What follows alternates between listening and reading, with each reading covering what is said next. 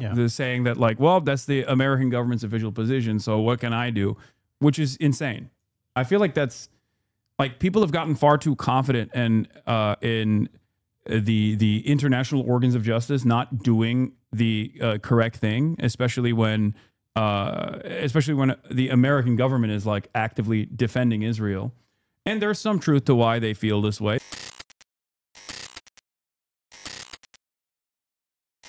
Here it is. Nearly 5 months after leaving office, former State Department spokesman Matt Miller told Sky's Mark Stone on the Trump 100 podcast that it is without a doubt true that Israel is committed in Gaza, but added that in almost every major conflict, you see individual members of the military committing. Miller stressed this was his personal view, not the U.S. government's, and noted Washington has not formally found Israel responsible. He also dismissed accusations of genocide, but admitted he wished more had been done to pressure the ceasefire between May and mid-January in 2025, when thousands of Palestinian civilians were. Do you think what's going on in Gaza now is a genocide? I don't think it's a genocide, but I think I think it is without a doubt true that Israel has committed. You wouldn't have said that at the podium. Yeah, look, because when you're at the podium, you're not expressing your personal opinion. You're expressing the conclusions of the United States government. The United States government had not concluded that they've committed. This is literally, I was just following orders happening in real time. What an incredible admission. What an incredible f***ing admission. He's just saying like, nope, I was just following orders. Sorry. I still have not concluded that. But your personal view is they have. And they were while you were there. But yes. But here, let me qualify that. There are two ways to think about the commission of. One is if the state has pursued a policy to deliberately committing, or is acting reckless in a way that aids and abets, and that I think is an open question. I think what is almost certainly not an open question is that there have been individual incidents that have been worked. Yeah, he's trying to individualize them, by the way. Here, Matt Miller today saying Israel is without a doubt committed versus Matt Miller covering them up when he was in power. Bureaus that look at facts, apply them to international law, and make assessments. Those assessments are ongoing, and we have not yet at this time concluded that Israel has violated international humanitarian law, but we have ongoing assessments across a number of different fronts. So all these organizations are just... At the start of October 7th, the head war guy quit. Yeah, there were members in the State Department that knew exactly what Israel was planning. And a month in, basically, we're like, this is unconscionable. They are not listening to what we have to say. You have to put an end to this immediately and quit. People who had signed off on transfers to Israel in the past from the State Department that quit because they were like, I don't want to be associated with this. They're not listening to my warnings. It is going to be an absolute bloodbath. It has already started as a bloodbath. Matt Miller is not one of those people. He is a careerist and a liar, and he saw he was a willing servant of genocide. Wrong? They just see the law differently. I'm telling you that we have ongoing assessments, and we have not yet reached that conclusion. Failed to implement all of the things that we recommend in that letter. Now, that said, we are not at the end of the 30-day period, and we are in. Here's Washington Post journalist Jeff Stein. In all sincerity, is the argument here that saying things you don't think is true is okay as long as you're a government spokesman? How incredible of an admission is that? This is literally the just following orders statement from Nuremberg that everybody remembers. That's him. He's saying it. You're not ready to give them it's not the end. It's not the end of the semester. No, Jeff is stupid. That's not the point. No, Jeff is not f***ing stupid. He is being incredulous on purpose in order to drive home the point. What are you talking about? You don't hand out grades in the middle. Gives you the right to lecture. Jeff Stein is not stupid. What the f*** are you talking about, chatter? Jeff Stein is actually a brilliant journalist for Washington Post. What are you talking about? He's done endless coverage on like the American sanctions have borne about in the global South. He's a great journalist. Other countries on their moral. So if you have a policy question for me, I'm happy to take it. If you want to give a speech, there are plenty of places in Washington where you can give a speech. Yeah, but people are sick of the bullshit in here. I mean, like, it is. You are abetting it, another question. And you are Israel blowing up an entire village in southern Lebanon. What do you? Yeah, I mean, as you can see, yes, he is aiding and abetting it, and then all of a sudden he turns around and is now saying like, oh, I don't know if it's, but also, yeah, Israel definitely did, and I covered it up. because that's my job. My job is to cover up those as a member of the American State Department. Like, this is my job. Ridiculous. Ridiculous. Where members of the Israeli military have committed. So ultimately, in almost every major conflict, including conflicts prosecuted by democracies, you will see individual members of the military, of militaries commit. And the way you judge a democracy is whether they hold those people accountable. But Israel hasn't. I mean, that's been one of the... No, that's my point, Right. is we have not yet seen them hold sufficient numbers of the military accountable. Sufficient numbers, any numbers. They haven't done it at all.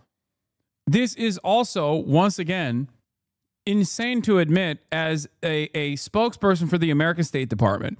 Why is this an insane thing to admit? Because this is a direct violation of pre-existing American laws, okay? There are laws in the books in the United States of America that dictate that you are not allowed to give any aid or any to a country that is committing, okay? The Leahy Law is what I'm talking about, yes. And that is a question that was directed to Matt Miller on numerous occasions, and he knowingly lied. He is admitting that he knowingly lied, knowing full well that the aid must continue. That is the reason why him lying like this is extra up. Do you understand? His purpose to lie at the behest of the American state was deliberate, was by design done in this way so they can continue sending. The reason, like him trying to, from both the current American administration and both the Israeli government right now, is still in service of that, in service of a lie as well. Now he's saying, oh, well, Israel didn't actually do sufficient investigations. Israel didn't conduct sufficient investigations into war criminals amongst their ranks. Okay? While that statement is true, this notion that is actually in the hands of Israel and not in the hands of America to put an end to this is also a lie, because we have all the power. The American government has all the power. Do you think Matt Miller doesn't know that the American government has all the power here? If Matt Miller knew that we were powerless in this process, then they would be more honest about all that Israel is contributing to, because we're powerless at the end of the day. What can we do? We can just stop aid, stop transfers to Israel. They'll still continue. Except that's not the case. Do you understand? If America was actually powerless in this process, we would have cut ties with Israel a long time ago. Okay? We wouldn't have to lie at the behest of Israel. A long time ago, this would have stopped. And Israel probably would have still continued doing what it's doing without America's help, right? But that's not the case. Israel cannot continue doing its genocidal campaign on the Palestinians without America's go-ahead and without America's munitions. This is our as much as it is Israel's. So when guys like this try to distance themselves and the American government, or at least their administration, from the actions of Israel, they're lying again. And whether they're going to. I'm really struck that you think now that Israel did commit, and yet at the time, and I get why, but at the time you were at the podium and you couldn't say that. I mean, personally, that must be very difficult for you. So the State Department itself had concluded, not in these, they didn't phrase it in these terms, but I think I did at the podium a few times, had concluded that it was likely that Israel had committed. But I do think it's almost certain that they have. Do you think what's going? See also Miller's exchange with journalist Niall Stanage about a year ago when Israel was already deep into hundreds of apparent that had already been committed. Yeah. In this case, like, I can't go through all 6 of them, take too long, but one instance, a strike on the Taj 3 tower in Gaza City, the UN says was caused by several £1,000, 105 people, including 32 women and 47 children. I mean, should it take 8 months to make a final determination as to whether that was within as we have said before, it is very difficult to draw fact-specific conclusions when we don't have someone on the ground and we're in the middle of an active conflict. So what we do is we gather information, we talk to independent organizations to try to gather information, and then we make our assessments. Those assessments are compounded by the sheer scale of this conflict and the number of incidents that we have to review and the limited resources that we have to make those assessments. But I can tell you there are people working hard on it day and night. But how does it come? Like, he knew that there weren't people working hard on it day and night. You understand that, right? Like, He has now admitted. I mean, we knew this already. I said it over and over again. Yeah, here. Matt Miller now admits Israel committed. Yet as the State Department spokesperson, he watched Stacey Gilbert quit her 20-year Department of State career over a report she said was falsified to absolve Israel and justify continued U.S. sales to Israel. Remember, this was a major point of contention. And remember when 60 Minutes actually held the coverage of this, when there was a point where U.S. aid actually created a report. Okay? U.S. aid created a report that showed that Israel was actually doing. Okay? That report went all the way up the ranks to Blinken's office. And Blinken read that report, saw that report, and said, give me another report that says the opposite. Okay? Doors open. Yeah, Chris Hedges is here. Hold on. 1 second. I'm going to bring him in here real quick. Hi, place.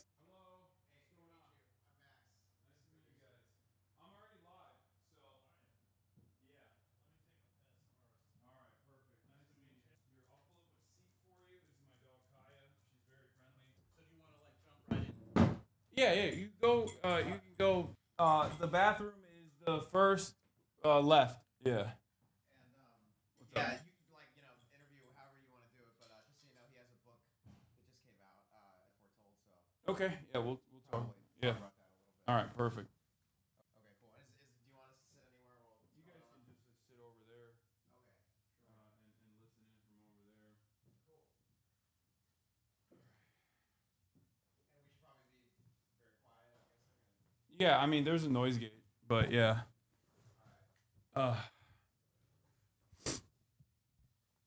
Chris Hedges is a wild pull. Mic test. What? Okay, calm down, everybody. Yeah, it's in person.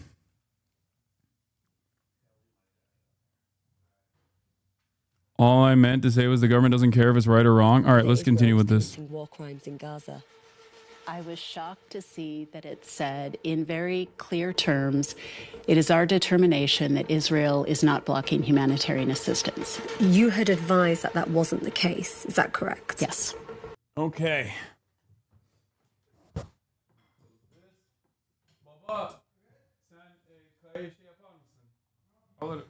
She's sitting over there. It's fine. All right. Chris Hedges in the building, everybody. Thanks for having me, Hasan. Yeah, that's a good idea. Okay. Just all you got to do is speak close into the microphone. This is probably nothing you've ever done before. This is unlike any other media hit you've ever done before, right? It's a completely new experience. Yeah. All right. Well, perfect. So Christopher Lynn Hedges in the building. How would you do this audience of primarily younger people that might not know what you do? I mean, I was formed as a newspaper reporter, and I guess at my core, I remain one. I was overseas for 20 years, covered mostly war, started in El Salvador, 83 to 88. Then I was in the Middle East for 7 years. I was the Middle East bureau chief for the New York Times. Then I covered the war in the former Yugoslavia. And in between, I covered a lot of other conflicts. I get seconded to places like the Congo. I covered civil war in the Sudan, Algeria. I covered the civil war in Yemen, even though I made the mistake of being on the losing side. But mostly war. I was either in conflicts or got airdropped into conflicts. Yeah, I've tremendous experience in this field. You were also writing for Christian Science Monitor, right? When I started, I was freelancing for Christian Science Monitor and NPR out of Salvador. Yeah. Yeah, and you have a new book coming out, A Genocide Foretold, right? Yeah. So what's the book about? I spent a lot of time in Gaza because I'm an Arabic speaker, and have pretty much focused. And you've done good stuff on this, on the genocide since it started. It's personal. I've lost a lot of friends. I mean, actually, most of them, we don't know what's happened to them. So you hear from them periodically, sporadically, and then you just stop hearing from them completely. And so it's a collection of it's not, they're not essays. We just took I've written so much since October 7th on it that we just formed it into a book to give the genocide some kind of context. That said, I just came back from Egypt a couple days ago. I was there with the cartoonist Joe Sacco, and we were interviewing Palestinians from Gaza because the foreign press can't get into Gaza. Yeah. And so we're just determined to counter this erasure, not just the physical erasure, but the and the erasure, of course, of people, but also the erasure of their culture, their history, their stories, and it's kind of our contribution. Sacco, he did these two great works, Palestine and then Footnotes in Gaza. Yeah. Well, first of all, thank you for all of your contributions, and we're very honored to have you here on the broadcast. We were supposed to do this over the internet, but I think this is a much it's always much better in person. Yeah, it's especially much better when way it's to longer. Do it. Yeah. I just watched your 2+ hour interview with Giannis. Oh, which yeah. if I was going to give a Golden Globe for podcasts, I was really good. Oh, thank you. But you know, as you know, I'm a journalist. I mean, the quality of an interview is determined by the interviewer. I'm really bad at interviewing. No, you weren't. You were. That's really what good. what my audience is all the time. I'm really bad at interviewing because like there's an entire arena, a stadium full of people that are constantly talking. You probably see them in the chat right now, like all those words that are flying. So I'm doing live production at the same time, making sure that the cameras are working, and also simultaneously keeping track of what's going on with the chat. So I'm a little bit all over the place. So I apologize, and if I don't like make direct eye contact as I normally would in person-to-person conversations, that is because I'm actively monitoring all this other stuff that's happening.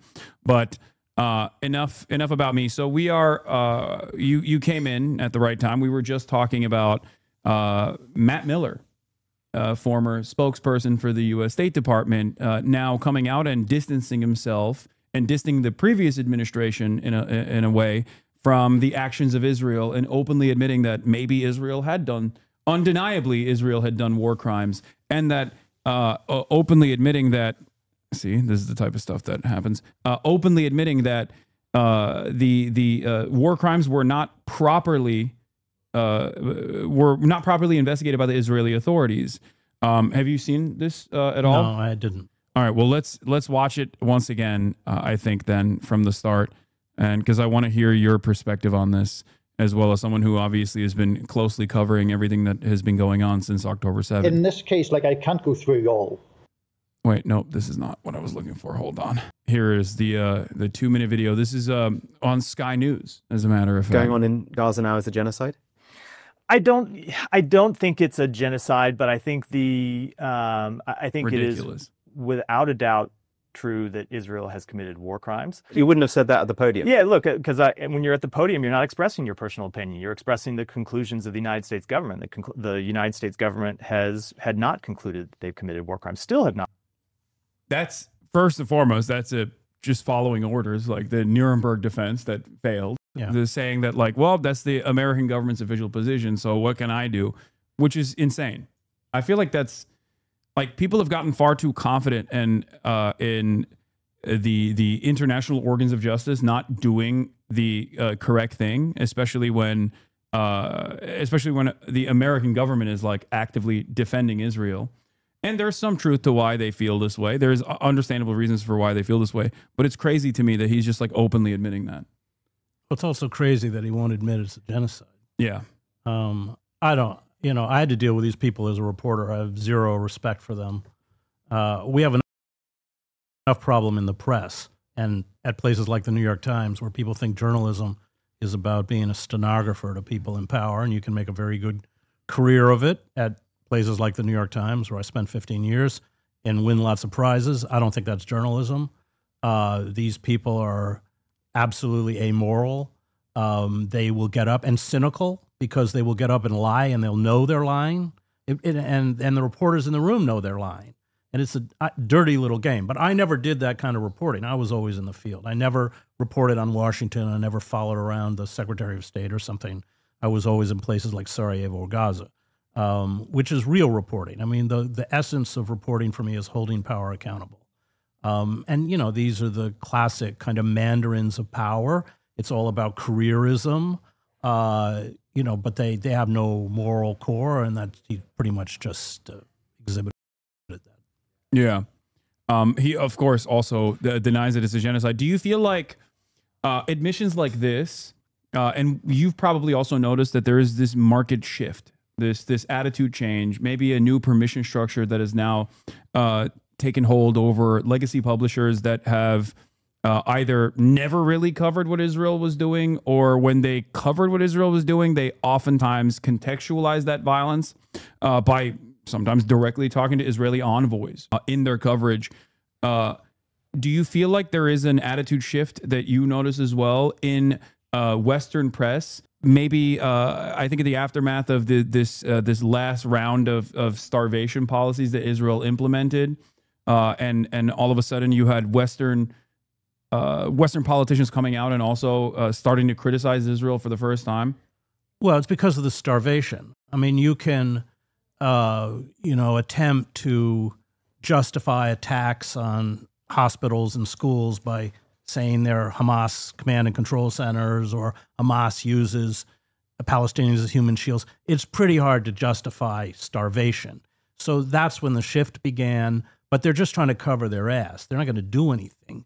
I think they're just, they recognize now that there's just no way out in terms of defending what Israel is doing. There's no way that they can at this point argue that it isn't genocide, and so they're rhetorically distancing themselves, but still sending the weapons. Yeah, and I think it's just an act of very cynical self-preservation.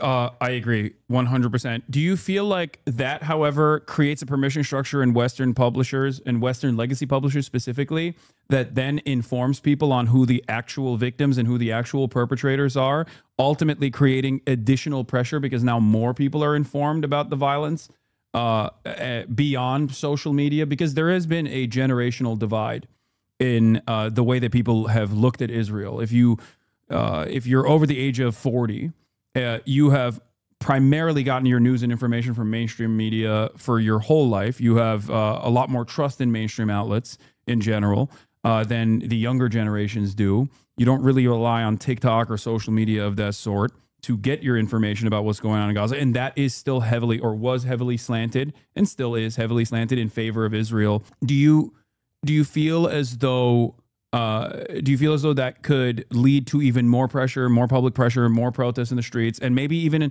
a recognition from the public that the liberal democracy is a lie, that this project is over, it's done, it's in its final stage? Well, the legacy media, which I come out of, has once again failed to do even basic journalism. I spent time in the encampments at Columbia, Princeton. I have tremendous admiration for these students who, at the risk of their degrees and their status and everything else, stood up to do the right thing, were slammed by the country, by the media, and by their own universities. And what was the narrative that was peddled about these encampments? It was that they were filled with Hamas supporters and anti-Semites. Well, it's just patently untrue. Yeah. And then it's just, what angered me is that they didn't even bother to go report. I mean, if you watched closely with the New York Times, they'd race up to Columbia and go to the Hillel house and find some Jewish student who felt uncomfortable. Yeah. Meanwhile, what was it, 108 Columbia students were thrown in jail by the cops. So they fed the narrative, and this was from the beginning. So after October 7th, Columbia banned the student chapters of Jewish Voice for Peace and Students for Justice in Palestine. They hadn't even done anything yet. Yeah. There were no protests yet. Yeah. And so they fed a false narrative. And this is now being used by the Trump administration.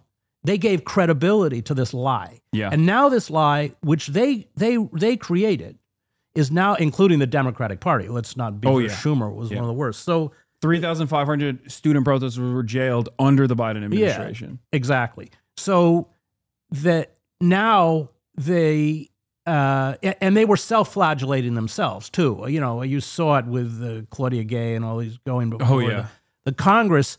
And I watched it and I thought, you know, they're going to lynch you anyway. It was a complete misreading of power and a complete misreading of motive. Like Trump cares about anti-Semitism. I mean, he's got neo-Nazis, you know, in his cabinet. And so they misread power. They gave credibility to a false narrative. And essentially what they did is hand the bullets to their own executioners. And that's what's happening. So look at Harvard. I mean, Harvard was one of the worst in terms of crushing any kind of dissent on its campus, giving credibility to this idea that, I mean, look, I've taught at Princeton, I taught at Columbia, I taught at NYU, I did my graduate work at Harvard. The idea that these places are bastions of anti-Semitism is just absurd. It's so absurd. Even Steven Pinker, who I don't think awful. I agree with any point on, literally came out in this last round of attacks against Harvard and was like, you guys are being ridiculous. Yeah, they are. Like, and it's interesting because like so many of the Harvard graduates then ultimately go and work in Republican administrations. Yeah, it's of course. It's a war criminal factory for the most part. And, you know, having spent 4 years there, the left is about as welcome at Harvard as Trump. The idea that these are leftist, you know, bastions of, exactly. But, so I fault the media, I fault the Democratic Party, and you're right that the only people with a conscience came from that kind of generation which has separated itself from the legacy media. Yeah, completely. But the legacy media has just failed us over and over. We go all the way back to the Iraq War, weapons of mass destruction, the fantasy of Russiagate was, you know, for which the Post and the Times won Pulitzer Prizes, even though the Mueller report exposed that all of it was garbage. It's just a complete and utter collapse of any, you know, real pretense of journalism at all. And this is just the latest chapter of that. Yeah, I think like some of the more recent examples I would say that happened almost in real time that because I remember like covering it was when Cy Hirsch came out with his reporting initially on the Nord Stream pipeline explosion, and I could not believe that the immediate notes from mainstream publishers was, oh, maybe Russia did this to itself. Yeah, right. Which doesn't make any sense. Which was such an insane thing to say. It defied all reason. It defied all logic. And yet they still attempted to do so. Like they still attempted this narrative. And I could not believe it. It was such an unbelievable narrative. Let's just on a minute with Cy, because he's a friend of mine. He's our greatest investigative journalist, hands down, Me Lie. He's the one who exposed the images from Abu Ghraib. He's the one who imploded the false narrative about how Osama bin Laden was killed and assassinated. Well, he couldn't publish that in the United States. It got to that point where he had to publish that. I think it was in the London Review of Books. He's been completely blocked out. And the Nord Stream pipeline is he now just runs a Substack like I do because he can't. And this is, you know, he's the dean of investigative journalism. He's what we all aspire to be. Yeah. So speaking of like active suppression, I feel like everything that's unfolding right now was decades in the making. And it's not like those who are in these right-wing think tanks or just any think tank that is adjacent to the State Department was sheltering the public from their opinion on what must be done. You had Project 2025 and even Project Esther coming out of the Heritage Foundation. These are all detailed reports on how to undermine or how to manipulate public consciousness and utilize the Trump administration to basically finalize the unitary executive theory, but also simultaneously make America into a full-blown tyrannical dictatorship. And the reason why I'm talking about this specifically is because I think, just like you pointed out, Trump is not a defender of Jewish people. Like, I don't think he gives a shit about Jewish people. He cares about money. He cares about the Adelson family when Sheldon gave him, $100 million. And then this time around, Miriam, once Sheldon died, Miriam gave another $100 million. All of a sudden, he's offering endless amounts of leeway to Israel in the identical ways in which the Biden administration did. But all of this suppression all of this like combating anti-Semitism narratives, I think, are a way to open up the floodgates of complete control and complete dominance over Americans, the way they think and the way they speak, in an effort to erode the First Amendment. Yeah, it's a total subterfuge to destroy the left and the liberal class. I don't really like liberals, and I've written a lot against them. Yeah.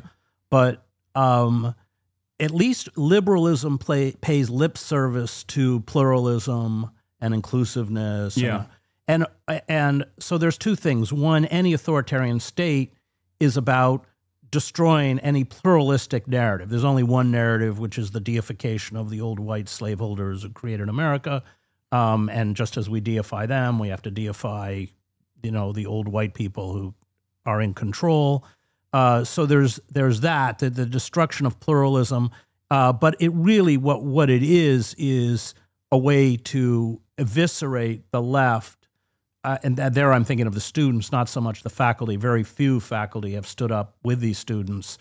And that's what's happening. So in the name of anti-Semitism, and then you have this weird tautology where Jewish students are being persecuted by non-Jewish figures for being anti-Semitic. There is nothing more interesting than watching someone who is not Jewish, like Hawley, berate even Zionist Jews who are sitting in front of him in a congressional hearing. And these guys are from institutions that actively do work to suppress pro-Palestinian speech. And even they're like, well, this is a bridge too far in terms of deportations. And Josh Hawley is like yelling at them, being like, no, I know better than you on how to deal with anti-Semitism. Well, the other thing is that all the right-wing anti-Semites who are real, including in the Christian right, are given a pass because they look at that ethno-nationalist state that Israel has set up, that settler colonial project where they're eviscerating and killing people of color, as a model, and ignoring humanitarian law, any law, the Genocide Convention, the Geneva Convention, whatever it is.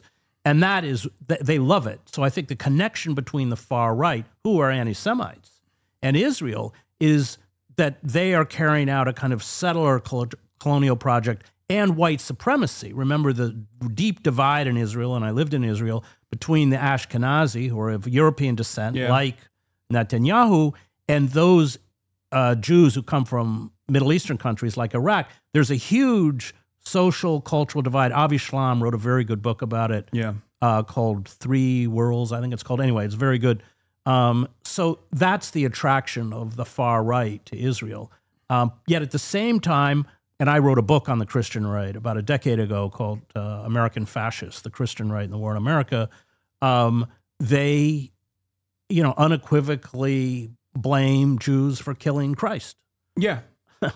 I mean, which isn't even true. That was really interesting, actually, that you just brought that up, because there was an IHRA definition bill that wanted to that wanted to basically make it so that any sort of criticism of Israel was declared anti-Semitic and potentially punishable by law, which again is a direct violation of the First Amendment. And Marjorie Taylor Greene yelled about getting a specific carve out where you could say that Jews killed Christ. Right.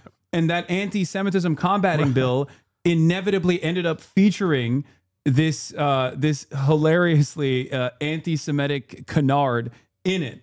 This anti-Semitic trope in the bill itself, tasked with combating anti-Semitism, on paper, and yet it gave an out to Christian fascists who wanted to say, Jews are still ultimately the enemy and they killed Christ. Well, you see Netanyahu making these alliances with Hagee, or Orban. I mean, these guys are openly just spewed one anti-Semitic trope after another. But this has nothing to do with anti-Semitism. It has to do with the rise of fascism. And you have in Israel, within the Zionist project, there has always been a strain of fascism, just as there has been a strain of fascism in the American project. Go back to the Ku Klux Klan in the 1920s, which mirrored the fascist movements in Europe. And the fascist movement in Israel comes out of Vladimir Jabotinsky, who Mussolini called, I'm quoting, a good fascist, who created his own kind of Jewish version of the brown shirts. This was picked up by the radical right-wing Rabbi Meir Kahana, who I covered and knew. Same thing with the JDL. So there's always been this strain, just as there has in American society. And unfortunately for us, for the Palestinians, and for the Israelis, these strains are ascendant. They've taken power. The way I see it is, I see Israel as simply an extension of America. By design, it's an extension as a settler colonial state for Western powers, all the way from its inception, all the way since the Balfour Declaration. But in its current formation, it's still used as a agent of espionage in a resource-rich region and unsinkable aircraft carrier, which is why there's been so many allowances for the Israeli state to even at times directly counter the CIA, which is why there are people within the CIA that don't like Israel for good reasons, and then there are obviously people who overpower the skeptical individuals within the CIA. But the reason why I'm mentioning this also is because I feel like people refuse to contend with that. And while Israel is an extension of America, Israel also is America's future. I feel as though a lot of our politicians are openly admiring the policies of censorship and the complete domination of an underclass, a permanent underclass that is the indigenous population. And they want to take some of those policies and bring it here, or policies that we already have in the books, they want to have closely resemble the Israeli fascist policies. Yeah, and Netanyahu, who's not stupid, says that. He says everybody thinks the future is liberal, Western. That's not the future. Yeah. The future is this kind of authoritarian, neo-fascist, whatever term you want to use. And unfortunately, I think he's probably right. Yeah. And you're exactly right that the admiration, because Israel just acts without restraint. I mean, I think it's Ronan Rise and Kill, that book by Ronan Bergman, where he's about Israel's assassination program. He says Israel has assassinated more people than any other Western country. Yeah. And of course, in Gaza, targeted assassination occurs, and it's not daily. It's not just Hamas. I knew many of the Hamas leaders, but it's like they're poets, they're writers, they're doctors. Yeah. Right? When I just came from Egypt interviewing Palestinians for this book I'm doing, and what was so chilling was, and I was interviewing doctors and journalists and others, was that the moment the journalist would go off the air and go to his house, a drone would appear and kill him. Yeah. Or the moment the doctor finished his shift or was on his way to Shifa, the drone would come and kill them. And when the drones would come, they would often take out just the apartment. So you have a 4 or 5 story building. Yeah. They would take out just the apartment where that doctor or that journalist lives. So there's no question. I mean, they've killed over 200 journalists. I don't know how many doctors. Of course, what they're doing, now we see it with the starvation, is they're decapitating civil society to create just chaos. I mean, chaos, anarchy. They love it, the fact that, and I mean, this very cynical food stations they've set up in the South. Yeah, the Gaza Humanitarian Foundation. The whole idea, look, I covered the war in El Salvador, or go back to Vietnam. That's classic counterinsurgency technique. You starve a population, you set up food stands. Remember, to get to these areas where they get food, they have to go through an armed corridor of U.S. contractors and Israeli soldiers.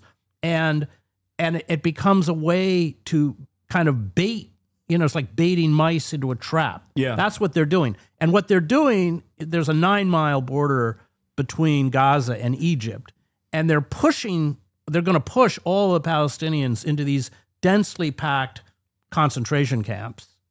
And they're not, by the way, they're not getting anywhere near enough food. It's just a lure. It's not like they're actually feeding anybody. Plus, all the food's dry, and nobody has any cooking oil. Nobody has any water. Nobody has any.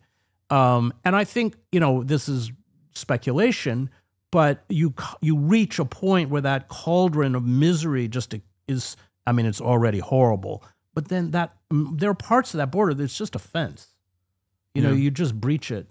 But it's clear that the intent is to depopulate all of Gaza. They've already you know, have achieved much of that in the north. Yeah. But they want all of it to be gone, and then they're going to turn on the West Bank. And they'll get away with it. I mean, the fact is the only impediment to stop them is the United States, because they've depleted long ago their weapons stocks.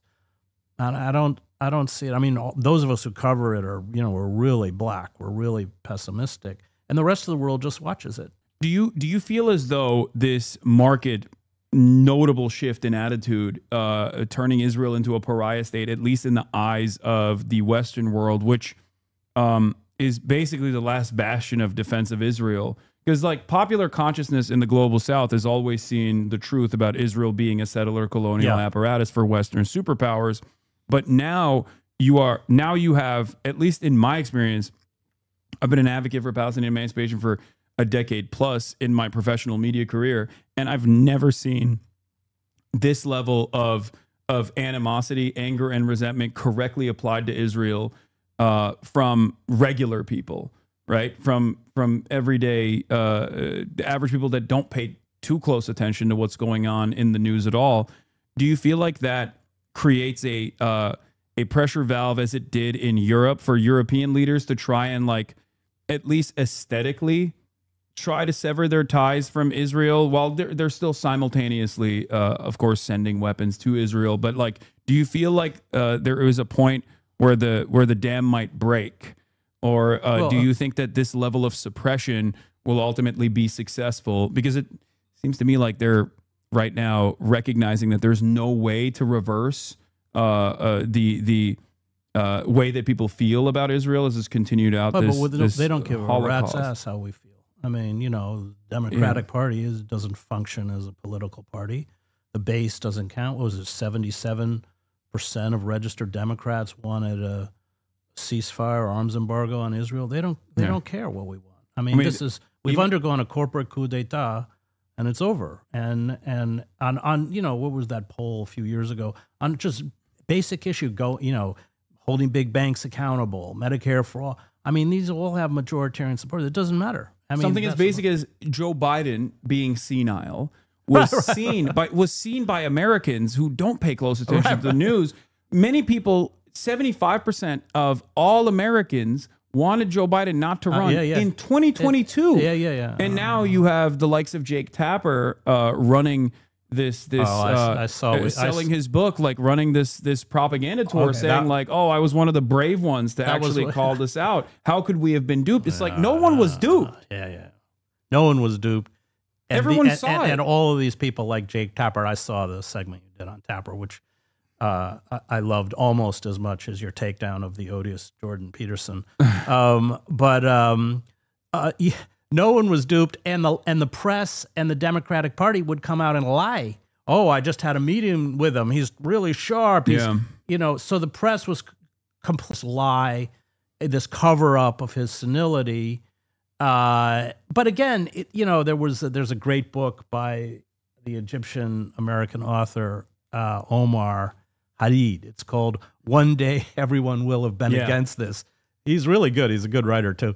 And that's it. So, that's what, as soon as this is over, everybody will furiously rewrite their own history to hide their own, moral bank. This is, of course, classic liberal action. It's like the civil rights movement. You know, everybody stood up for, the equal rights for blacks. And, Biden he was awful. Biden. Oh, yeah. Biden was Strom Thurmond's puppet. He opposed busing. They whitewashed their own past.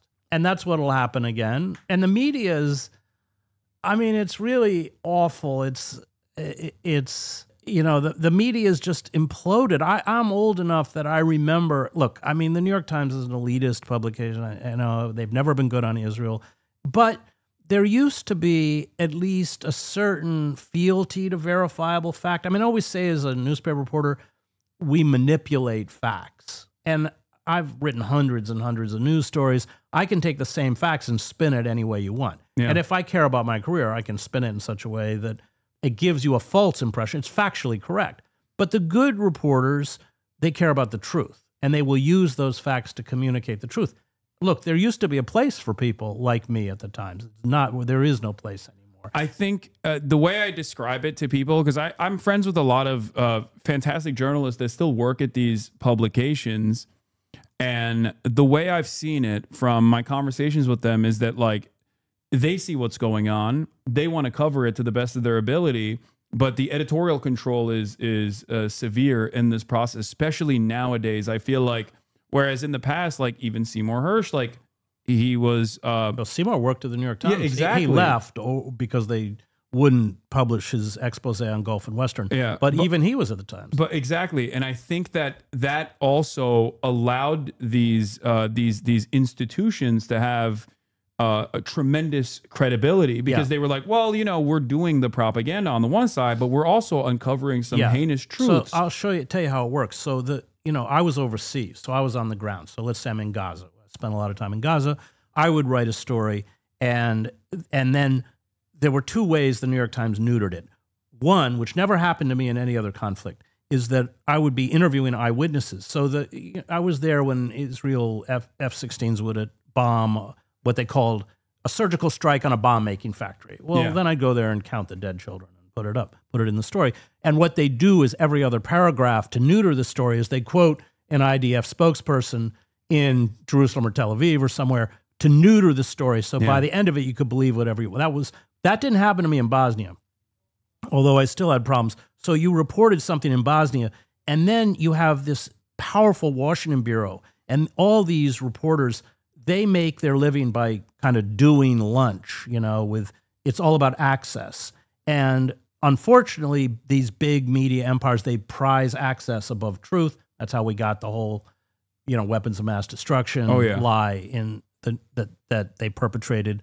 And so you're not only fighting, in my case, Bosnia over the Clinton administration, which did not like my reporting, but you're also fighting your own Washington bureau. And the way they would neuter it there is they'd run my story, sometimes on the front page, but then they'd run the official version. My favorite story of that is, just to show you how absurd it is, I covered when the plane crash for Ron Brown crashed. I was in Croatia. Unfortunately, we had a reporter on the plane. And so these pilots,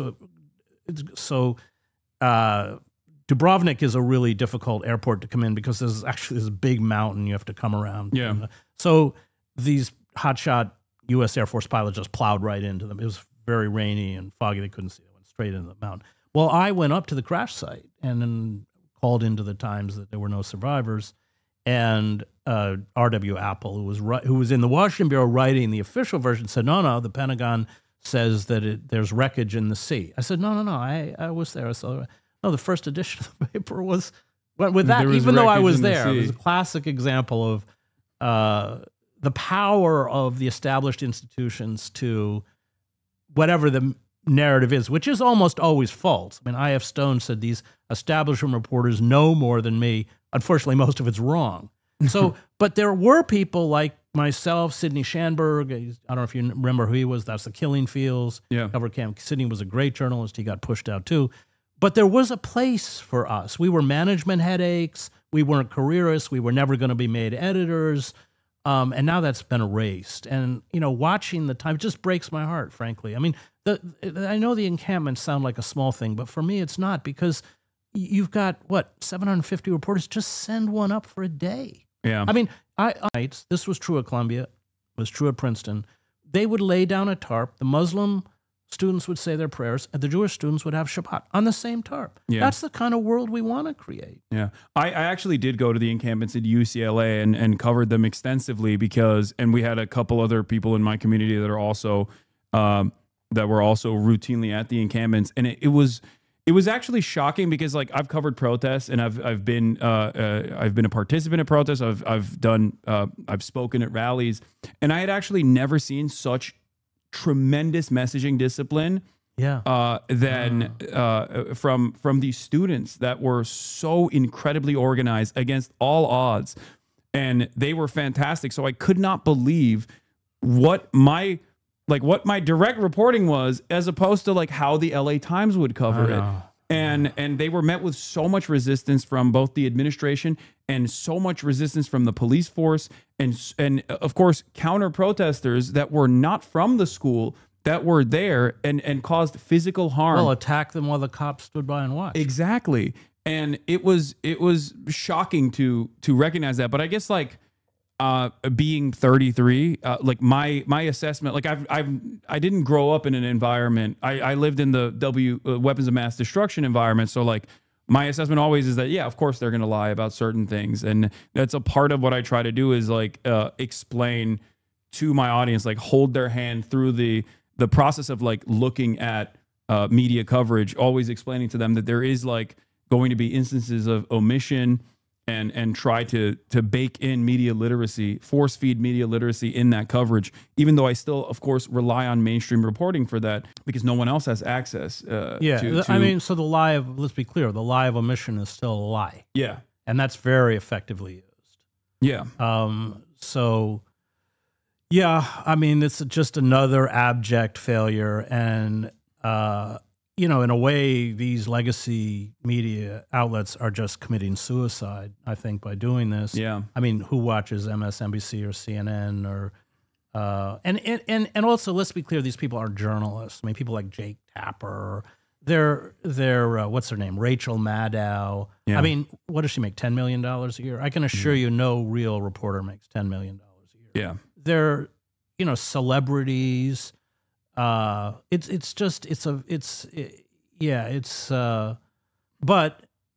it's collapsing, yet at the same time, those who are struggling to hold on to any kind of honesty or moral probity or truth are being marginalized. I mean, you've been attacked, I've been attacked. Yeah. And then we get into all the algorithms. Because the legacy media, it's like Israel, because the legacy media really doesn't have an argument to cover their own complicity and their own lies. They're trying to shut down those people. There's always been that battle in American journalism. I mean, I think that the alternative media was a force. I'm thinking of like Ramparts and Village Voice and Mother Jones before it became a piece of shit. And all of these publications, The Nation before it decided to sign on for the Democratic Party project. But all of these publications, they forced the legacy media to do their job because like COINTELPRO, I mean, that was broken, I think by Ramparts, but it comes out of the alternative media like Julian Assange. Let's take Julian, who's a friend of mine, very good friend of mine, and who for 14 years, I mean, I went to London, covered all his court cases, who I think is the greatest journalist of our generation, hands down. But when Julian, WikiLeaks, the Iraqi war logs, and everything came out, you had the legacy publications, El País, The Guardian, Der Spiegel, I think, or I don't remember, the New York Times. They all published it. Why? Because if they didn't, they would have been exposed for who they were. But what you saw is as soon as they were published, they set out to destroy Julian, because they never, I know, I come out of these, or they hated Julian for what he had done. Yeah. And they were, you know, the media, including The Guardian or Bill Keller, who was my executive editor at the New York Times. He was actually my foreign editor. I mean, it was vicious. And it was vicious because Julian he ripped back the veil on the inner workings of empire and showed it. And these people are tools of empire. Propagandists for empire. Yeah, no, absolutely. I think what you're saying is something that I'm like, obviously nothing I do is even remotely comparable to the sacrifice of the likes of Julian Assange, of course. But I see this in a smaller, like in a microcosm, in a much smaller capacity with my coverage as well, where you have someone who works for the Israeli state, the ADL, I call them the Apartheid Defense League. Oh, I saw this. Jonathan Greenblatt, after any kind of like violence occurs, he will rush to CNN, and today he did it with Fox News, to immediately say it's Hasan Piker. I saw it. We have to deplatform him. But he's blaming you for the assassination of the two. Yeah, and he's also blaming me now for the Aurora, Colorado thing, where this guy tried to throw Molotov cocktails at like people that were doing a pro-Israel march for releasing the hostages, and it's crazy because on the one hand, they're giving a lot of allowance to Jonathan Greenblatt to say certain things, but on the other hand, they also not Aurora, Boulder, Colorado. I apologize. But also on the other hand, there is this noted shift in tone where these headlines are no longer applying passive voice to the violence that the Israeli occupying force is subjecting Palestinians to. So there is this attitude shift, but they're still holding on to like the people that have been correctly reporting, the people that have been correctly reporting on all of the atrocities, where they're trying to single people like myself out and say, no, these guys are bad. And I don't know where this goes in terms of like the active deplatforming initiatives, because whether I'm deplatformed or not is not going to change the dynamic, because at the end of the day, people still see the dead children. Yeah. They still see Israel's unlimited violence and starvation campaign on the Palestinian population. And I feel like the toothpaste is out of the tube at this point. There's no way to put it back in. Yeah, but they're desperate. I mean, it's their desperation. And they don't have an answer now. And so what they're doing, and it's very crude, is just trying to censor anyone with a significant media platform like yourself. So I was very outspoken against the call to invade Iraq. I came out of the Middle East. I spent a lot of time in Iraq. Yeah. I knew that Iraq had nothing to do with 9/11.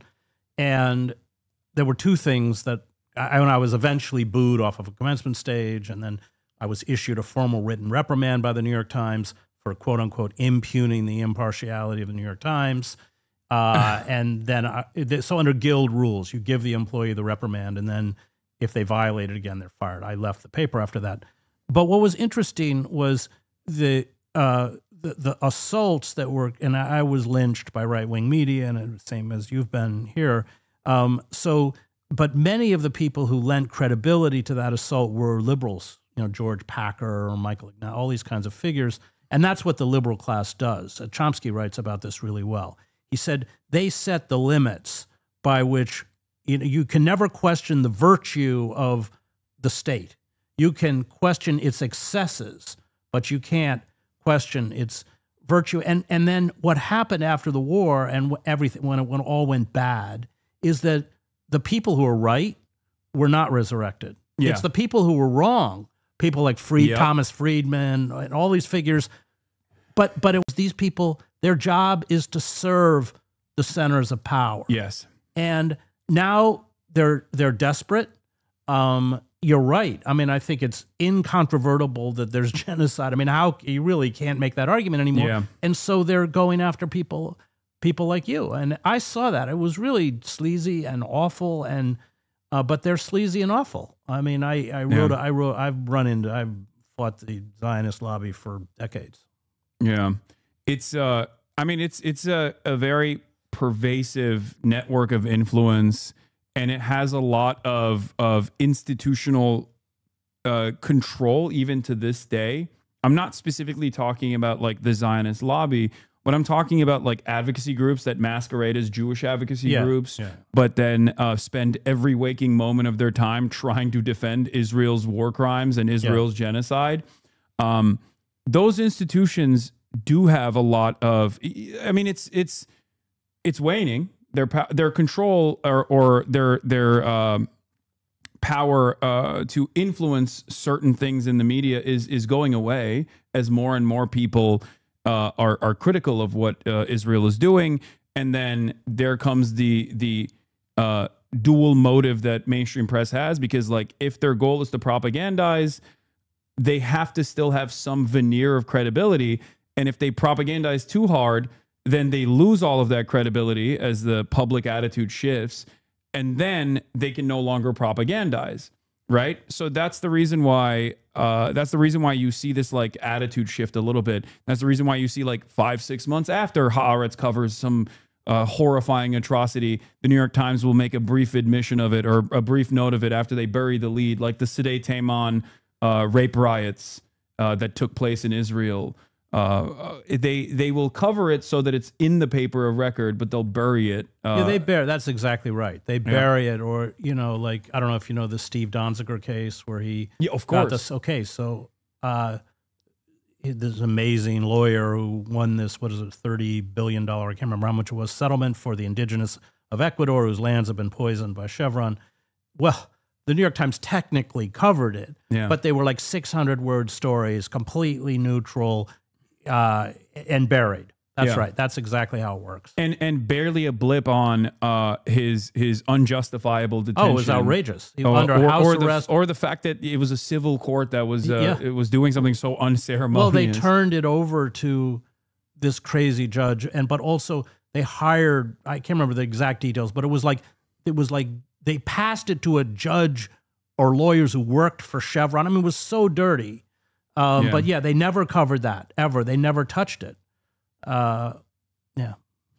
It's really, really frustrating to see. I ultimately don't care. The suppression and all of this. Like, I don't take the platform that I have for granted, and it is.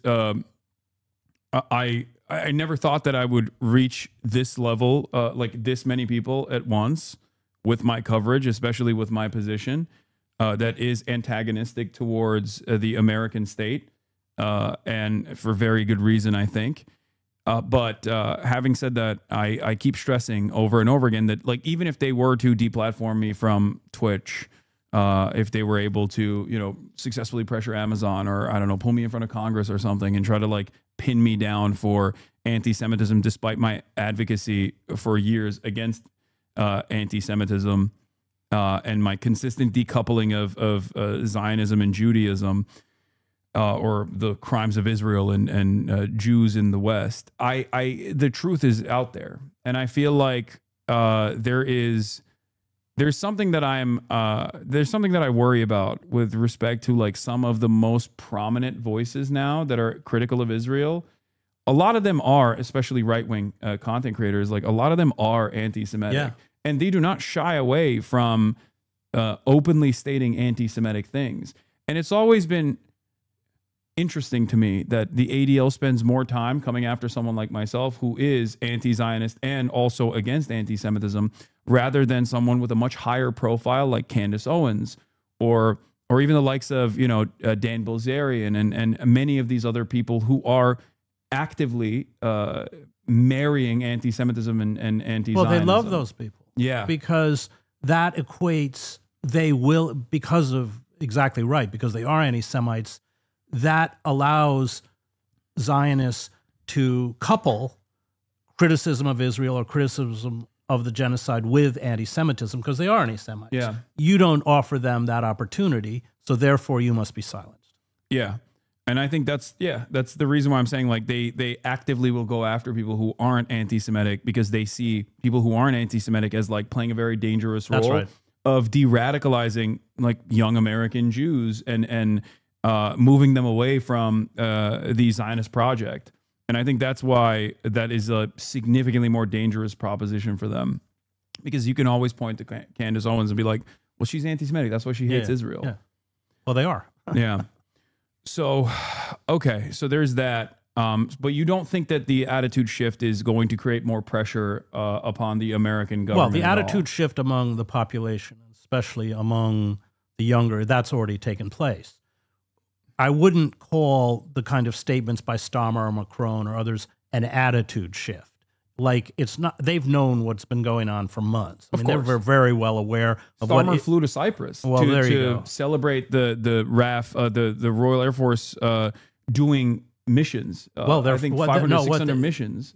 Yeah, and they're flying all the military material from Cyprus by helicopter. That's where that's a staging area out of there, which declassified, exposed Matt Kennard. No,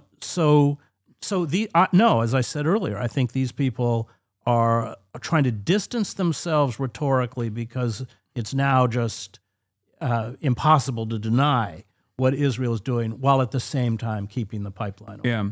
I think what I was trying to say is I think that this is a unique opportunity, because once that permission structure is given to Western press to also try and criticize, apply more criticism, warranted criticism, far too late.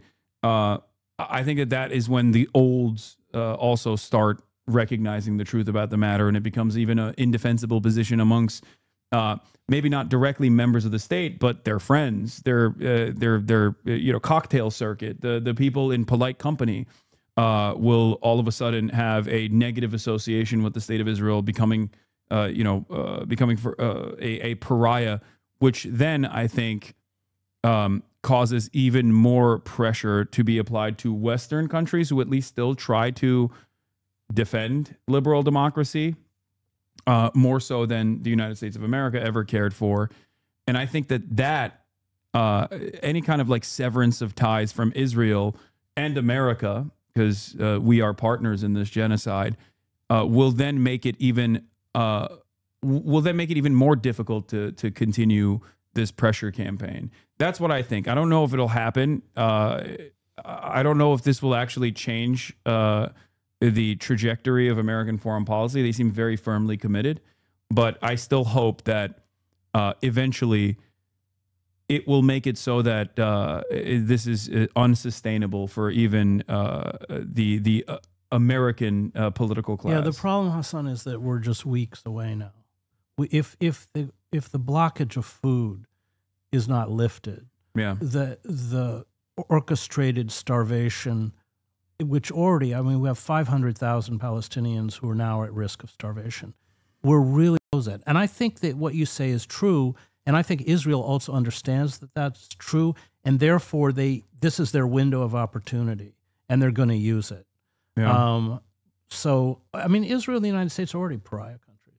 I mean, completely. I mean, look at the votes in the UN. What can we get to support? I mean, can they get 10 countries to support them or something?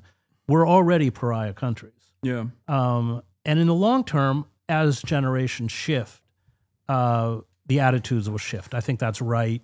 But I think for my fear is that we have such little time left to stop what's happening.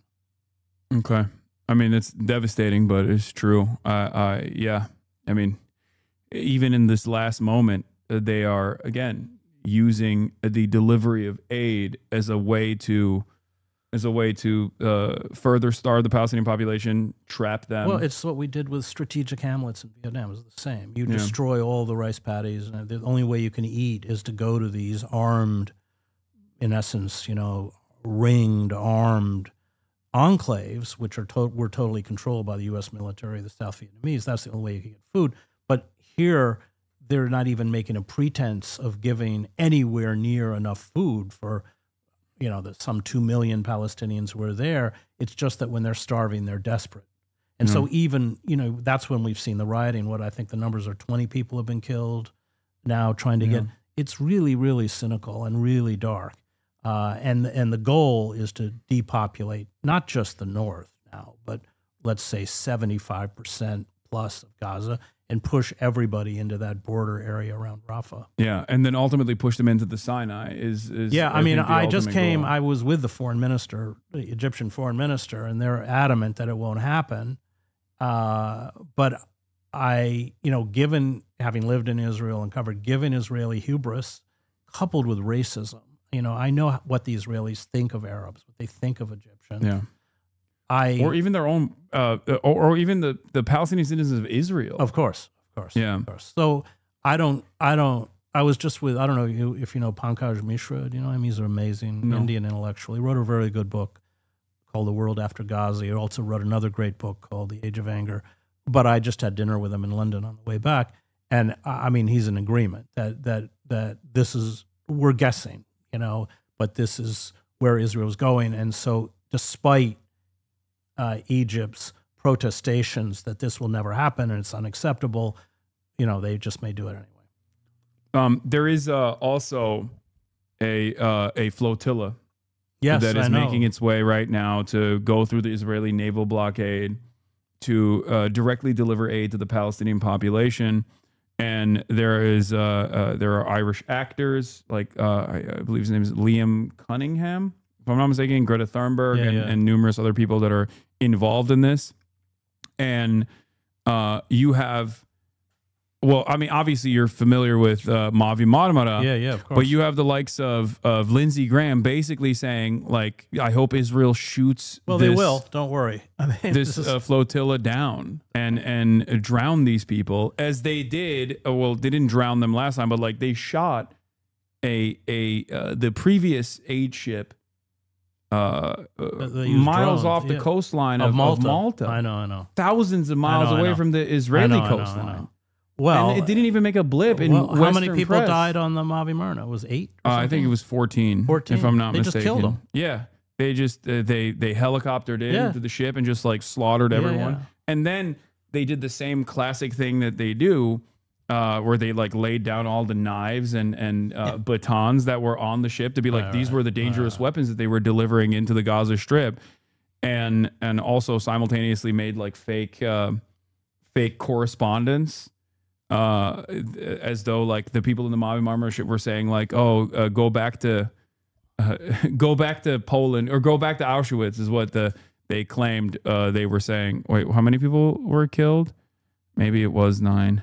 I might have gotten it wrong. I mean, let's be clear. Israeli commandos helicoptered onto the ship with long-barreled weapons and shot people. Yeah. I mean, it wasn't a drone. It wasn't from a distance. This was up-close killing unarmed activists. 9 killed, 40 injured. Yeah, they doctored images or doctored audio to be like, they said remember 9/11, right? Well, as though that was like a warranted response to just like slaughter everybody. Remember when they hit the Israelis bombed that hospital? I forget which one it was. I think it was in southern Gaza, and then they released this video of like rockets, like from Islamic Jihad or somebody going off. Oh, Al Shifa, yeah. Was it Shifa? Or no, Al Ahly. Al Ahly. And so even the New York Times exposed them. They said, the timestamp doesn't work. It's completely bullshit. Yeah, that was a lot of visual forensics teams very quickly were disparaging the Israeli counter narrative.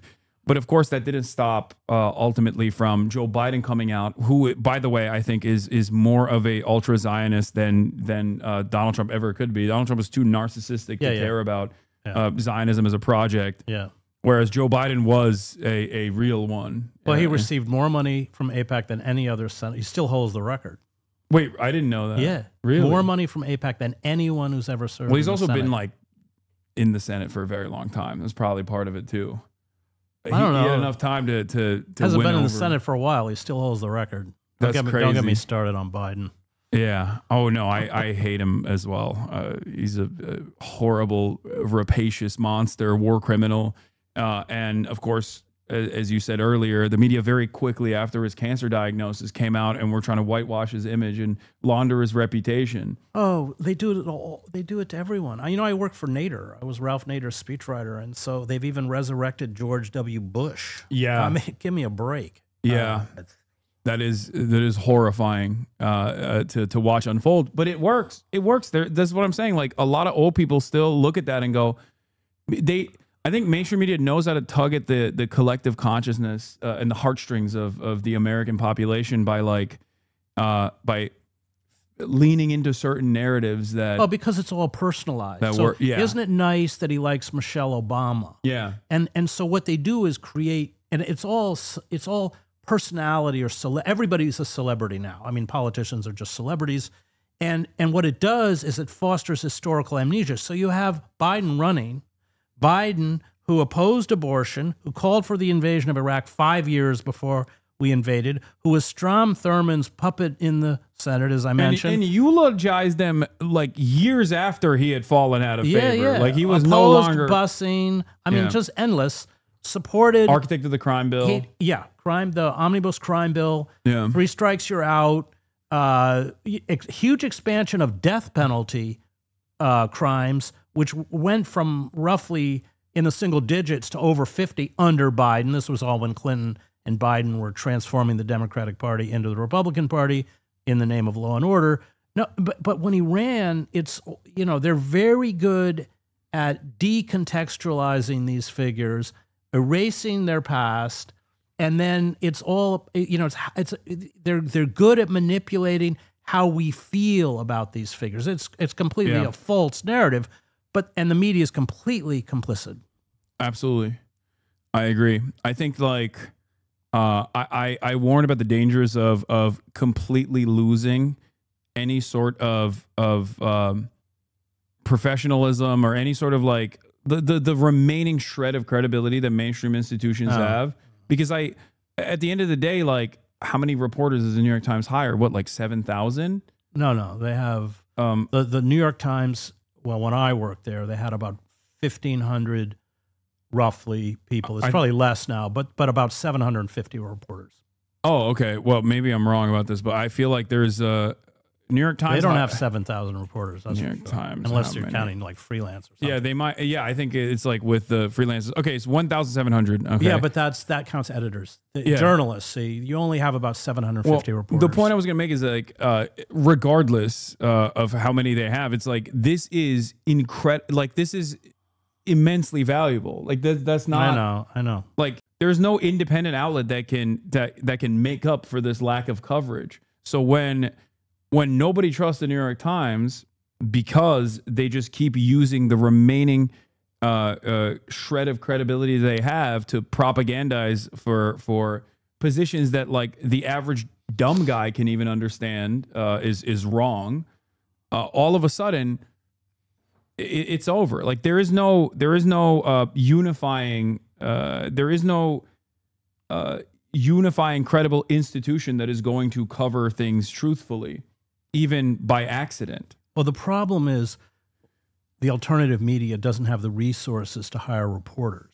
Yeah. So, I mean, what you do is great, and you may go out and do periodic reporting, but the internet, because it used to be that you needed these news organizations to connect sellers with buyers. Now, with the internet and all of our personal profiles are, well established within the system, they don't need that intermediary. And that's that first classified advertising, that was 40%, that went. But then this went. And so that's what scares me, that, and I talk to these kids in journalism schools, great, but there's almost no place for them to go. Yeah. And if they go to the New York Times, it's hard to get a job at the Times, and it's a very careerist-oriented institution. And so there aren't rules written on the walls, but you know what's going to get you in trouble and what isn't. You want to advance your own career. If you really, truly care about reporting, you are going to clash with the institution, and there's just a really small number of people who are willing to do that. Yeah. And that's what scares me. And where do these great, honest reporters, Cy Hirsch, he started as a freelance reporter. I mean, freelance investigative journalist. Where do they go now? That's what scares me. Yeah. They can do stuff in alternative media, but it's not the same in terms of like its broad coverage. The most, as you acknowledged earlier, the most that we can do in the independent media sphere is basically try to expose as many truths as possible, and then maybe with the additional public pressure, get institutions like the New York Times to start leaning in the direction of the truth so that they don't lose every aspect of their legitimacy. I think, having worked there, it's a Byzantine organization. They're completely self-referential. In fact, with the decline in advertising revenue, they've become even more cautious about what they will take on because they're terrified of losing. They run their own advertising. They run their own advertising company, an offshoot of the Times. I forget what it's called, T something. Well, their biggest client, Chevron, which is precisely why they weren't going to cover Donziger. Yeah. The Times has always focused, and these are their numbers, that 30 million upper class or upper middle class, that's always been their target. The rest of the country can go to hell. It's why they don't cover New York. It's why they don't cover poor people. It's why they don't cover labor. It's why all of their sections are about the difficulty of maintaining the second house in the Hamptons, who has a second house in the Hamptons. That is their that is their primary focus. That is where they make their money from. And it's interesting that as they shifted to digital subscribers, so they had a huge uptick in digital subscriptions after the first election of Trump. And digital subscribers are much more fickle than people who got the old paper copy. Yeah. They're fickle in the sense that they'll cancel the subscription and they pay less. And so they found with polling that I think it was some huge figure, 90-something% of people did it because they hate Trump. And they expected the Times. And when Trump was elected the first time, the Times sort of, presented itself as the great bastion of truth that was going to fight the fake news and everything else. But what happened was they started catering to that clientele. And that's where you got the Russiagate stuff. And they don't pay a price for it because it's what the people who subscribe to them want to hear. Yeah. And that makes commercial sense, but it's devastating for journalism. It's the same principle behind something that I've noticed. You'll never get punished for being wrong if you are wrong in the direction of the State Department. Well, you only get exactly elevated. Right. You only get elevated if you're wrong in the direction of the State Department. You could say a million different falsehoods about Israel in defense of Israel. Even the New York Times reporting on screams without words. Yeah, I mean that was insane. It was so insane that it came out that it didn't actually meet the editorial standards internally. They hired two people who weren't journalists. One of them had been an intelligence officer, who was a filmmaker in the IDF, and the family that they used as the centerpiece of it said she wasn't raped. I mean. Yeah. It was really embarrassing. That was awful. Yeah, there was no punishment for that whatsoever. There was no are we doing things correctly? Well, no, you don't have to pay for that. As long you So when I was denouncing the war in Iraq, John Burns was of the paper, was also speaking about the war in Iraq, but he supported it. So I was attacked because I opposed it, but he was untouched because he supported it. Yeah, it's you get rewarded for it. There was some other stuff I wanted to talk to you about with respect to what happened in Colorado. Are you familiar with what took place? Yeah. So I'm seeing a lot of reporting this and the embassy staffers being shot. Was it the same ADL guy who attacked you for both? Yeah. Same guy. It's Jonathan Greenblatt. He's the president of the ADL. Oh. Yeah. He's I jokingly say I'm his white whale. Like he's just he's not going to stop until I'm sufficiently deplatformed. And it's interesting because there are a lot of Hasbro rags that will immediately work the SEO. Like every now and then, a mainstream institution will write an article about me that will not even scratch the surface of my positions that they consider to be too radical. But it's almost like a nod by individual journalists who are we're trying to say this person is a person of credibility. And I didn't think the New York Times article on you was so bad. No, but even then, I mean. But you know what it was? It was how you lifted. It was how you lifted weights or something. So it's exactly that thing of they're minimizing what your positions are to turn you into a celebrity or something like that. Yeah. Though the headline which they replaced was hilarious. What was it? MAGA body. MAGA, right. Yeah. Yeah, that was crazy. They took that down pretty quick, I saw. But that's that's the best for the New York Times. They're at their best when they write a headline that nobody likes.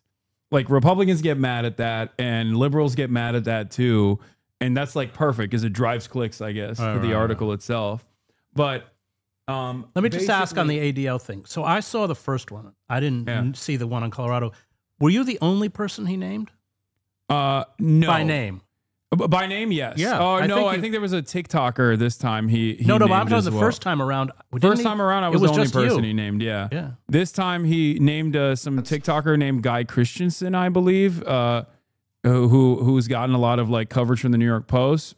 I'm not entirely familiar with what he said, but this time he named both of us, and then very quickly moved on to and the speakers at college campuses. Oh, did he? Like the student responsible for this. And what I really want is whether it's social media influencers on Twitch and YouTube like Hasan Piker or other kind of promoters of hate on YouTube and TikTok like Guy Christensen, or like, you know, these speakers at these graduations. It just happened the other day at MIT, spreading blood libels about the Jewish people or the Jewish state. It creates the conditions in which this kind of act is happening with increasing frequency. We've got to stop it once and for all. I hope the Trump administration will do just that. I feel so left out. Yeah. I think what's really interesting about this, well, what's really damaging and dangerous about this is that like I don't think these guys genuinely comprehend that for the average American, I feel like the average American is very selfish, right? And they don't necessarily care about everything that's going on, even though they think like, yeah, this is really messed up. Like, oh, the children are dying. I don't like that. Our taxpayers are funding this genocide. I don't like that at all. But when you are engaging in censorship, that does directly impact Americans in a way that It's worse, Hasan. They're not just engaged. What they're doing is essentially accusing you, when he uses the term blood libel, of an accessory to murder. That's what he's doing. It's not just censorship. And the danger of that, I've dealt with it, is that you just need one lunatic who believes it. I mean, that's how Yitzhak Rabin died. I was assassinated. I covered the Netanyahu rallies when he was running against Rabin, and they were putting Rabin in a Nazi effigy because of the Oslo peace agreement and burning it. There was one rally where Netanyahu walked in front of a mock funeral of Rabin. Yeah. And after he was killed, his widow Leah blamed Netanyahu and his supporters. So the danger is it's worse than censorship. And what he's doing is essentially greenlighting some fanatic to carry out a revenge act for your responsibility or sanctioning of murder. That's really what's happening. It's far graver. Yeah. No, I recognize that for sure. It's, it is what it is. There's not really much I can do about it. But what I was going to say is the other side of this is that for the average person that sees this kind of stuff and the consistent association from people who are in charge of powerful institutions that are tasked with combating anti-Semitism on paper, this conflation between Israel and Jews and the simultaneous invocation of blood libel doesn't actually cause people to take a breath as it did once in the past and go, oh, wow, I don't want to be anti-Semitic or problematic here. Maybe I'm wrong. Maybe they're right. It causes them to go, oh, blood libel is, I guess, when Israel does something that is actually horrifyingly violent. They start believing that blood libel is fake. They start believing that historic anti-Semitism was actually not real. And this is how anti-Semitism manifests and festers. This is going to boomerang on, these Zionists are doing a huge disservice to Jews across the world. Absolutely. Because by essentially equating Judaism with Zionism and Judaism with genocide, you are, we haven't even seen the Palestinian blowback yet, and we're going to get it. You have hundreds of thousands of Palestinians whose lives have been destroyed, whose families have been obliterated, who have been forced. And the thing is, the rest of the world, they are very conscious, having just spent several weeks with them in Egypt, they're very conscious of the fact that the world doesn't care, considers them worthless, does not consider them even human. Yeah. And, we know. Take the three Turkish Ottoman figures, Enver and others, Talat, who carried out the genocide of Armenians in Turkey. Of the three, two of them were assassinated. And so, of course, we're going to get blowback. But my fear is that becomes a gift to Trump and the far right. Yeah. Because then, the SUVs with the tinted windows show up outside your place and mine and everyone else. Yeah. But that they're orchestrating that, they're creating that. And I don't condone terrorism. I covered the horrible bus bombings in Jerusalem and everything else. At the same time, it is unfortunately a natural human reaction Yeah. when your people of, I mean, look at the Sobibor uprising, which was the inmates, when that famous moment when they break in and this Jewish inmate is stabbed, by his own admission, stabbing this German, going, "This is for my mother, this is for my father, this is for," well, none of us would act any differently. Yeah. But that's coming. And we're already seeing, of course, glimpses of it with like the Boulder, Colorado thing and the killing of the 2 young Israeli embassy employees. Staffers, of yeah. course, but this is what happens. I mean, remember one of the things that triggered Kristallnacht was the murder of a minor Jewish French in France, but it was a German diplomat by Herschel Green. Oh, wow, you're good. I Oh, think. I remember. I forget his last name. Yeah. There's that. There's David Frankfurter as well, who famously went to Switzerland and assassinated a Nazi figure that was in Switzerland at the time. But yes, it's interesting that there are so many parallels between like understandable partisan resistance and Jewish resistance against the Nazi regimes all around, far before the final solution, far before like the death camps as well, because of the open suppression of Jews existing in public in Germany and many other places and being sent to concentration camps. When I covered the war in Salvador, one of the founders of Med San Dumont, her name was Alina Margolis. She came down for 6 weeks every year to work in the refugee camps. She had been in the Warsaw Ghetto. She had been married to Marek Edelman, who was the deputy commander of the Warsaw Ghetto Uprising, the only one who survived. And they hated the Zion. They were Bund. They were socialists. They were atheists. They were, but it was a Jewish Bund organization. So as soon as Poland was occupied, they went underground to form armed resistance. But the Zionists kept trying to negotiate and kept ratting them out. And after the war, and the big moment for them was they smuggled somebody to Hungary because Hungary didn't deport its Jews until very late. Yeah. So they smuggled someone to tell them about Treblinka. And what happened was the wealthy Jewish leaders, 1,500 of them, Eichmann actually flew to Budapest, and they gave him a lot of money, and they got to leave to go to Palestine. And they didn't warn the rest of the Hungarian Jews who were slaughtered. I mean, a huge percentage of them were killed, and she never forgave them for that. Yeah. I asked her how, because they had a ghetto fighters kibbutz. So I asked her, what was it like when you first went to Israel? She said it's a nation run by collaborators. And she and Marek, they never left Poland. And Marek Edelman, this amazing figure, he not only defended the right of Palestinians to resist, he said they have a right to use armed force to resist in the same way that we did in the ghetto. So on the one hand, Israel would dine out on the ghetto uprising, and yet Edelman was a pariah. He was never invited. He was never given an honor or nothing. And I think that history of the conflict with Zionism, within Judaism itself, is often lost. Yeah, because I feel like there is this dual purpose of the Holocaust where everything I've read about Israeli society is so critical of the survivors of the Holocaust. Well, that was true at the beginning. So in the 50s, they were an embarrassment. Yeah. Then what happened was they became a very useful political tool. Yeah. That didn't happen until, let's say, roughly almost 2 decades after the Israeli state was founded. Yeah. Initially, it was resentment, and even then, still to this day, like Holocaust survivors are treated very poorly in Israeli society, from what I understand. Even if the narratives have been weaponized at the behest of Israel to continuously say like this is a horrifying, because it was. And that we must never allow it to happen, which is why we have to be a militant nation, a nation that's constantly engaging in conquest. Well, it's about eternal victimhood. Yeah. So it's about the sanctification of their victimhood.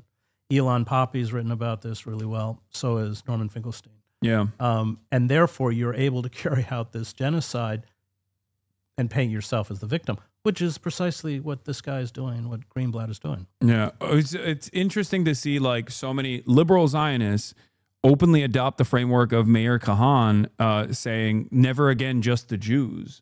Yeah, yeah. Like the notion that never again is supposed to imply just the Jews. Like Well, that's what we mean when we say the problem never with again. all the Holocaust studies, and Primo Levi got it, is that we forgot the fundamental lesson of the Holocaust. And it's not that Jews are eternal victims. It's that when you have the capacity to stop genocide and you do not, you're culpable. And this is a really, for me, you know, of course it's personal because I've spent so much time in Gaza, but I think this is a really seismic moment in history. The global South, I don't think that Israel's going back from this, but more importantly, we in the global North have exposed who we are. It's just the mask is dropped. Yeah. And as you see the breakdown of the climate and migrants fleeing, you know, this savage industrial violence, which is perpetuated by Israel, by the UK, by France, by Germany, I worry that this becomes the template, you know, to these global sort of climate fortresses in the North will then just kill with unmitigated savagery the way Israel and the United States, of course, is killing in Gaza. Yep. No, precisely. That is, I think it's not only just a laboratory of weapons, it's a laboratory for suppression techniques by the state, which then, ironically enough, even Israeli Jews experience in times of discontent, like they did in 2018, I believe, when they were protesting against the Supreme Court decisions, and the same like skunk sprays that they used in Palestinian villages in the West Bank were now turned on them. And yet, and this is the final point I want to make, is that like they do not understand the imperial boomerang, because there is no way in which I think Israeli society will ever recognize that everything is based around the permanent suppression and death and destruction, extermination of the Palestinians, the indigenous population to the land. And when you don't address that immediate contradiction and you refuse to recognize it, you don't recognize that your society is no longer the liberal bastion that you might have thought it once was. It never really was, obviously, considering that it was still built on top of the Nakba and a permanent continued suppression of Palestinians and Palestinian statehood. But this is a warning that I always try to explain to people, like what Israel looks like right now, a truly fascist society. When people say like, how did the Holocaust happen in Germany? Like, how did German people turn a blind eye to these death camps that were, you know, next door to where they lived? And you're watching it unfold. Yeah, of course. Well, you know, there are two great Israeli scholars, Zev Sternhill and Yeshayahu Leibowitz, who wrote precisely that. And Yeshayahu Leibowitz, I think, wrote in the 80s, got it all. He said, you know, if we become an occupier, then all of the methods that we use for occupation come back into and that's what, you know, you go back to Thucydides when he talked about the disintegration of the Athenian Empire. He said the tyranny that Athens imposed on others, it finally imposed on itself. That is true for Israel, but it's also true for us. Yeah. So having worked on the outer reaches of empire, I watched all this stuff get tested: drones, wholesale surveillance, militarized police, you know, night raids. I mean, what's the difference between a night raid in Fallujah and a night raid in Oakland? Not much. Yeah. And that's what happens. These military entities hollow the country out from the inside, and then they use the tools of suppression that have been tested on black and brown people mostly overseas, but it comes home and hits the rest of us. And that, you're exactly right. That is what's happening in Israel, but it's also happening here. Yeah. LRADs, initially used as a crowd dispersal tool, long-range acoustic devices in Iraq. And shortly thereafter, now LRADs are in the hands of virtually every single police. That's how they broke up the protests on WHO. Yeah. Yeah. Every single police department in the United States of America now has long-range acoustic devices that were previously utilized by the American military in Iraq. Yeah. So, yeah, it's fascism is colonialism turned inwards. Amy Cesar is correct. He's great. Discourse on Colonialism is a great book. Everyone should read it. So that is unfortunately what I think we are bouldering towards, and I don't know how to make more people aware of this devastating reality.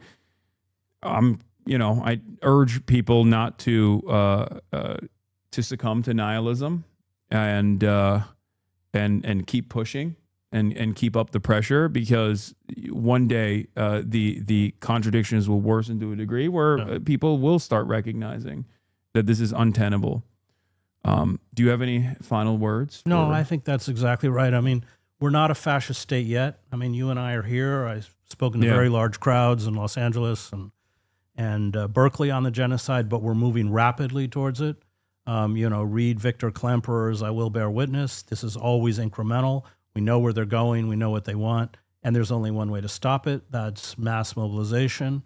I think that, obviously the government is not going to halt the genocide, but we have to halt it. We have to target people who make these weapons in the United States. Dock workers should not be loading ships with weapons sent to Israel. Because if this genocide is going to be halted, and there isn't much time left, it's up to us, because nobody in Republican, Democrat, or no one in authority is going to do it. Yeah. Well, thank you so much, Chris. Thanks, Hasan. And people can find you at your Substack if you want to shout it out. ChrisHedges.substack.com. Hell yeah. Thank you. Thank you so much for coming on. It's been a real honor to be able to host you. All right. Perfect. Great. So I'm going to keep going, Okay. but I'll walk you guys out here. Yeah, of course. And here, chat, we'll continue with the coverage